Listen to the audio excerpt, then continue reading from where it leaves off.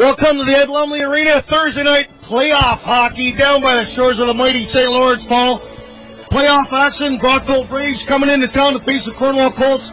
Game 1, it's a whole new season.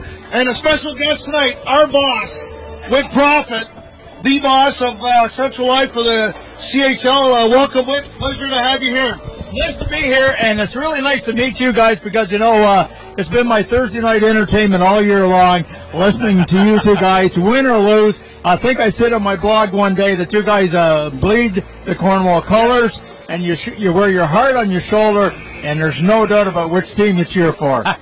Well, that's right, Paul, and there's no doubt about it. We're Cornwall Colts blue through and through. Cornwall Colts blue. True and true, absolutely. And we know Whit, being he's from Brockville, might have a little bias on the pick in this series, but I'm picking Cornwall in 5 and stick that right where it is. Oh, wow. Cornwall in 5. Wow. Well, I don't have him, I'm not as positive as you are, even though I'm true Cornwall. I'm saying Cornwall in 7. I think this is going to be a long, drawn-out affair. Home and home thing. Us having home ice advantage, I think, puts us over the edge. Now the fun part. Well, of course, you know, having been around this league since day one, and it's this is actually the Braves' 50th year of playing in the Central Junior Hockey League. So yeah, I bleed those colors as well. My son played. My one grandson played for the Braves. My other grandson played for the Braves for a while.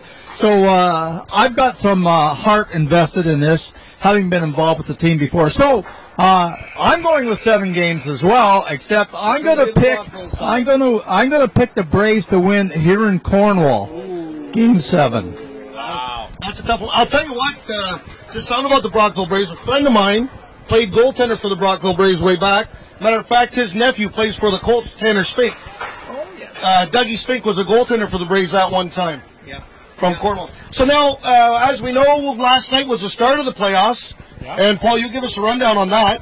Well, Ottawa beat Hawkesbury 2-1, and we had Nepean beating Pembroke 2-1 as well. So, a couple of things we're not really surprised of. Not surprised. Where do you see this going?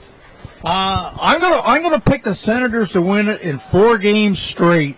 I have them in 5. You know, because they got 1 goal last night, and the only reason they got that goal was Charlie Millen went out of the net to play the puck. He was actually against the boards when Lely Berthet scored the only goal that the Hawks got. So I'm picking Sens in 4. I'm going to go with Nepean in 5. The only thing I saw last night was where the Hawkesbury Hawks, they've been playing that defensive game against the Colts where they're not getting a lot of shots on net. Last night they matched them shot for shot. I will say that about the game. I have the Hawks bowing out in 5. Simple fact that Roman Amorado is coming from Cornwall. And we'll give the Hawks 1 game. And like I said last game, I don't know if you saw our broadcast, the pregame show, it's a whole different ball of wax whenever you're facing Charlie Millen, whereas the Hawks upset the Carleton Place Canadians last year. Well, I agree with Whit. I believe it's going to be 4 games, honestly. Ottawa Senators beating Hawkesbury in 4 games. Now, what about the next one, Paul? Nepean. Now, you mentioned Nepean, Pembroke. This one here I have 7 games, and I'm going to give the edge to Nepean. You know what? I like this 4 games. I'm going to go 5, maybe 6, but I'll go 5. 5 Nepean. So we're all in agreement with Nepean. Wow, that's kind of a surprise. I figured we were going to argue about this. Pembroke knows how to win, but after seeing, I know the Colts put it to the Nepean Raiders last week, and they've got speed though. If it wouldn't have been for Jordan Piccolino in that first period, Nepean Raiders have a lot of speed, and I think that's just a little too much for the Nepean Pembroke defenseman to handle. But like Cornwall showed weakness, Nepean's weakness is defense. Oh, definitely. So definitely. As goes Mulder and Zawadzki, as goes Nepean, in my opinion. That's right. And the 4th series. Well, Carleton Place, I have them beating Smith Falls in 6. As much as Smith Falls has done this year, I think Carleton Place is just going to edge them out. They're more of a playoff-bound, big, rough, tough team. We'll speak first and we'll let you answer, see how close we are on this one. Because I like Carleton Place also to get through this.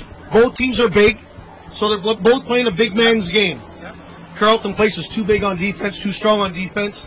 Whereas, and we only go by the Colts because that's what we see all year, where the smaller guys can get in between the Carleton Place defense. I don't think, Buonacountry's nimble enough to get through the big boys from Carleton Place. And it seemed, you make these trades to get better, and it just seems they made these trades, and it kind of went downhill from there.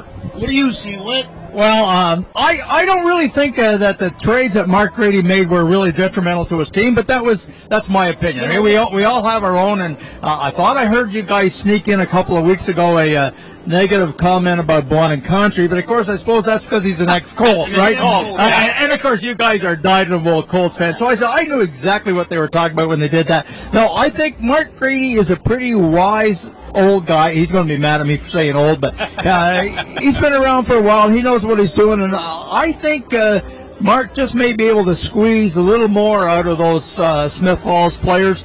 He's got some pretty good talent on that team. He's got two really good goaltenders. Patrick Martin is his starter. He still calls him a starter, and he's a guy that I think might pull them through. So I'm going to pick Smith Falls in 6. That's not bad at all. You can go either way. You see, because you got to remember, last time we saw Menicia wasn't in the lineup. If I remember right, and that's a machine right there in its own. Now tonight's game with Brockville doesn't get any. This is a great matchup. I don't care what anybody says. Number 1 goal scorer against number 2 goal scorer going head to head. Paul's full of stats tonight on that one. Yeah, unbelievable. Right now, first of all, I love this quote. I read the Standard Fielder here in Cornwall, and they had a great little thing with the Brockville Recorder. I think it's called the Recorder. They call it the Rage on the River or the Fury on the 401. Oh, yeah. Well, to me, it's the Battle of the Mighty St. Lawrence. This is going to be an awesome battle, true and true. Cornwall number 3, Brockville number 6. We've got 3 wins. Now, we've never lost in regulation this year to them. We've lost once in overtime and twice by shutout losses. So we're set up for a great. This is going. I know we're talking. I'm talking my heart, Cornwall in 5, but this is going to be. I'll tell you, if it's going to be 5, it's going to be a lot of 1-goal games. A lot of 1-goal games. It's not going to be blowouts. I'm honestly believing this is going to be a home-and-home series. Whoever's at home is going to have just that little extra edge. The crowd's going to get behind either team, and I believe that we're in for a real dandy. I honestly believe that. You're seeing the same thing. Oh, I think the fans are going to get a real treat this series, and I think maybe they're going to be hard-pressed the next 2 rounds to come up with a series that's going to be better than what we're going to see between these 2 teams. Now, I just arrived in the rink, came right up here, but I think starting lineup tonight, Andrew Pickle is not playing tonight. He's not dressed. He's not dressed. So Nathan Peters, I believe the Tiki's goalie, is going to be the backup. And we're going to have our version of Matt Jenkins, okay? Yes. Now, both of those guys were Brockville Braves. Matt was originally as a 16-year-old. He came to your Matt Jenkins, came to Brockville and played as a 16-year-old, and now we have our Matt Jenkins, who I think was recruited by your Benny McRae. So there's all kinds of twists and turns to all of these stories, but Matt Jenkins is in goal tonight, and I think he can handle it, and I think the players have confidence in him, so... and as I said, I'm looking for Game 7 back here. Braves win it. What a way to make a name for yourself, though. Rookie goaltender coming up from the Junior B Leagues. That's amazing. Also not in the lineup for the Braves is Korkulis, which is a big hit for them.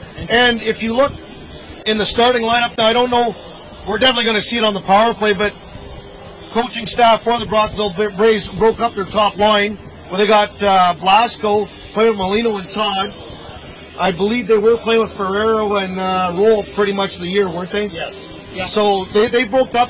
Look, obviously looking for secondary scoring when you're coming in against Cornwall. You better be able to roll 4 lines. Yeah. I think Coach Hawkins really wanted to say they're not going to concentrate on 1 line. Exactly.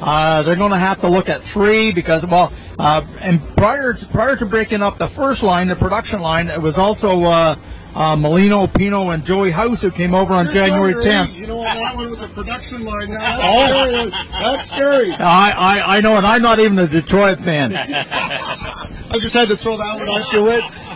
Just a couple comments here. Ian said, our best have to be the best. It's like that for every team here. We're lucky in Cornwall. We can roll 4 lines. I think Brockville, that's a great statement. I know it was said by Ian, but it's a great statement. Your best have to be the best game in, game out. That's what's going to lead your hockey team. And also they were saying that Brockville's got 2 big defensemen that have to try to control Michael Pontarelli. Tonight, Michael's getting an award. Kudos to him. He's definitely one of the a spark plug for this team. He adds a big dimension offensively. But, you know, you also have like Zach Todd, a great quarterback, defensive, moves the puck well, great offensive. So, like you said, Paul, the best got to show up, and the best got to be the best. That's by Ian. Great comment by him. And we'll see what happens. We'll see what happens. Right now, I want to thank Whit for coming in and seeing us. We've been waiting all year to see you. Because basically whenever you said you wanted to come down and see us, no Brockville games. Yeah. So I'm hoping to get up to Brockville, see you on your home turf also.